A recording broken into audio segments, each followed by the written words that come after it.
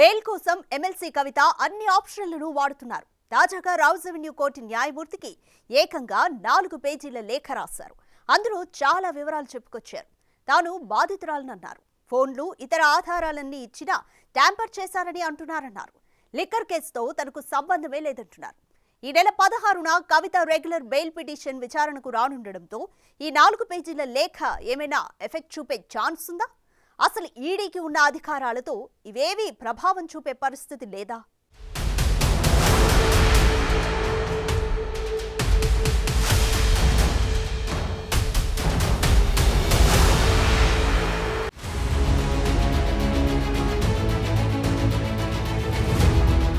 Bail కోసం MLC కవిత అన్ని ఆప్షన్లను వాడుతున్నారు. తాజాగా రౌస్ అవెన్యూ కోర్టు న్యాయమూర్తికి ఏకంగా 4 పేజీల లేఖ రాశారు. అందులో చాలా వివరాలు చెప్పుకొచ్చారు. తాను బాధితురాలినన్నారు. ఫోన్లు, ఇతర ఆధారాలన్నీ ఇచ్చినా ట్యాంపర్ చేశారని అంటున్నారన్నారు.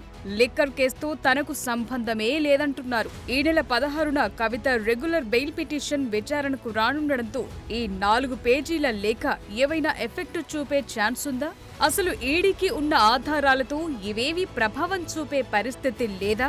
ఈడీకి మోదీ సర్కార్ కల్పించిన అధికారాలను చూసే ముందు రౌస్ అవెన్యూ కోర్టు జడ్జికి ఎమ్మెల్సీ కవిత రాసిన 4 పేజీల లేఖ సారాంశమేంటో ఓసారి చూద్దాం. తాను తప్పు చేశాననటానికి ఎలాంటి ఆధారాలు లేవని, ఈ కేసులో తాను బాధితురాలునని రాసుకొచ్చారు కవిత. ఫోన్లన్నీ దర్యాప్తు సంస్థలకిస్తే ధ్వంసం చేశానని అభియోగాలు మోపారన్నారు. దర్యాప్తు సంస్థల విచారణకు హాజరై అన్ని విషయాలు చెప్పినా మానసికంగా, భౌతికంగా వేధిస్తున్నారన్నారు. తమ పార్టీ అధికారంలో ఉన్నప్పుడు ఎందుకు అరెస్టు చేయలేదన్న విషయాన్ని ప్రస్తావించారు. కొద్దిమంది ఇచ్చిన స్టేట్మెంట్ల ఆధారంగానే అరెస్టు చేశారని, లోక్సభ ఎన్నికల ముందు కావాలని అరెస్టు చేశారన్నారు. తల్లి స్థానాన్ని ఎవరూ భర్తీ చేయలేరని, పరీక్షల సమయంలో తన మైనర్ కుమారుడి దగ్గర ఉండటం చాలా ముఖ్యమని చెబుతూ సెంటిమెంట్ అస్త్రం ప్రయోగించారు. సరే, కవిత చెప్పాలనుకున్న విషయాలన్నీ లేఖ రూపంలో న్యాయమూర్తికి నివేదించారు. ఇది ఒక పార్ట్. కానీ ప్రతి విషయానికి పార్ట్ 2 కూడా ఉంటుంది కదా. నాణానికి రెండో వైపు అన్నట్లు మరోవైపు కథ చాలానే ఉందంటోంది.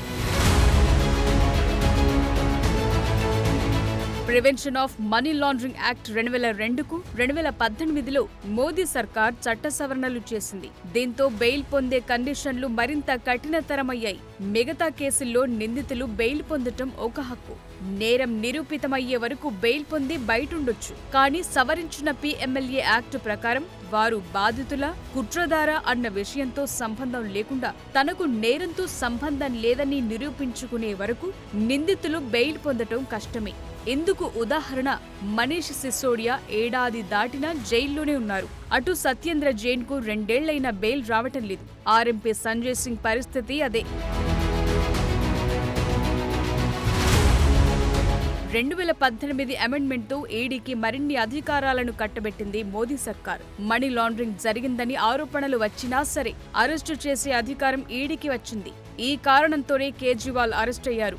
4 తన పేరు చెప్పినంత మాత్రాన అరెస్టు చేస్తారా అని కేజ్రీవాల్ ఇప్పటికే ప్రశ్నించారు కూడా. ఒకప్పుడు సిబిఐని ప్రయోగించటం ఒక సంచలనం. కానీ ఇప్పుడు మారిన ట్రెండ్తో ఈడీ రంగంలోకి దిగుతుండటం సంచలనంగా మారుతోంది. పిఎంఎల్ఏ యాక్ట్ సెక్షన్ 17లోని సబ్సెక్షన్ 1, సెక్షన్ 18లో మోదీ సర్కార్ మార్పులు చేసింది. ఆ ప్రకారం ప్రజల ఇళ్లలో తనిఖీలు, సోదాలు, అరెస్టు చేసేందుకు ఈడీకి అధికారం ఇచ్చింది. పిఎంఎల్ఏ చట్టంలో చేసిన మార్పులతో ఈడీ స్వయంగా ఎఫ్ఐఆర్ నమోదు చేసి అరెస్టు చేయొచ్చు. యూపీఏ హయాంలో 30 లక్షల రూపాయలు లేదా అంతకన్నా ఎక్కువ డబ్బు ప్రమేయమున్న కేసులను పిఎంఎల్ఏ కింద నమోదు చేసేవారు. దాంతో 2012 వరకు కేవలం 165 మనీ లాండరింగ్ కేసులు మాత్రమే నమోదయ్యాయి. అయితే 2013లో ఇదే చట్టంలో సవరణలు చేసి 30 లక్షల రూపాయల పరిమితిని రద్దు చేశారు. ఎంత తక్కువ మొత్తంలో డబ్బైనా సరే పరిశీలనలోకి తీసుకుని కేసులు నమోదు చేయటం మొదలుపెట్టారు. అయితే 2019లో పిఎంఎల్ఏ చట్ట సవరణలు మాత్రం చాలా కీలకమైనవి. ఆ మార్పులతోనే ఈడీ అధికార పరిధి పెరిగింది. పిఎంఎల్ఏలో చేర్చిన 45వ సెక్షన్ ప్రకారం ఈడీ అధికారులు వారెంట్ లేకుండానే ఏ వ్యక్తినైనా అరెస్టు చేయొచ్చు. సాధారణంగా పోలీసులు సమన్లు జారీ చేస్తే ఆ వ్యక్తిని సాక్షిగా పిలుస్తున్నారో లేదా నిందితుడిగా పిలుస్తున్నారో చెప్పాల్సి ఉంటుంది. కానీ ఈడీ జారీ చేసే సమన్లలో ఆ వివరాలను చెప్పాల్సిన అవసరం లేదు. ఈడీ విచారణ సమయంలో ఈడీ అధికారుల సమక్షంలో ఇచ్చిన వాంగ్మూలం ఆధారంగా కోర్టులో సమర్పించవచ్చు. పీఎంఎల్ఏకు సంబంధించినంత వరకు మెజిస్ట్రేట్ కు ఈడీపై పర్యవేక్షణ అధికారం లేదు. ఇంకో విషయం, సాధారణ ఎఫ్ఐఆర్లలో నిందితులకు ఎఫ్ఐఆర్ కాపీని పొందే హక్కుంది. కానీ మనీ లాండరింగ్ కేసులో నిందితుడికి కాపీని పొందే వీలు లేదు. ఉదాహరణకు ఢిల్లీ లిక్కర్ కేసు డీటెయిల్స్ చూసుకుంటే ఈడీ ఈ కేసులో ఛార్జ్షీట్ ఫైల్ చేసేంత వరకు తనపై ఏ సెక్షన్ల కింద అభియోగాలు మోపారో నిందితులకు తెలియదు. ఛార్జ్షీట్ ఫైల్ చేసేందుకు ఈడీకి 60 రోజుల టైం ఉంటుంది.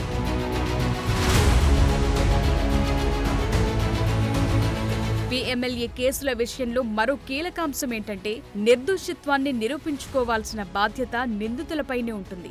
ముఖ్యంగా ఎఫ్ఐఆర్ లేనప్పుడు నిందితులకు బెయిల్ పొందటం కూడా కష్టంగా మారుతుంది. ఎఫ్ఐఆర్ లేకుండా తన మీద మోపిన ఆరోపణలపై నిందితులు కోర్టులో వాదించడం సాధ్యం కాదు. సో ఇప్పుడు కవిత విషయంలో, అటు కేజ్రీవాల్ విషయంలో ఇదే జరుగుతోంది. ఏళ్లకేళ్లు టైం గడిచాకే బెయిల్ వచ్చేందుకు అవకాశాలు పెరుగుతుంటాయి.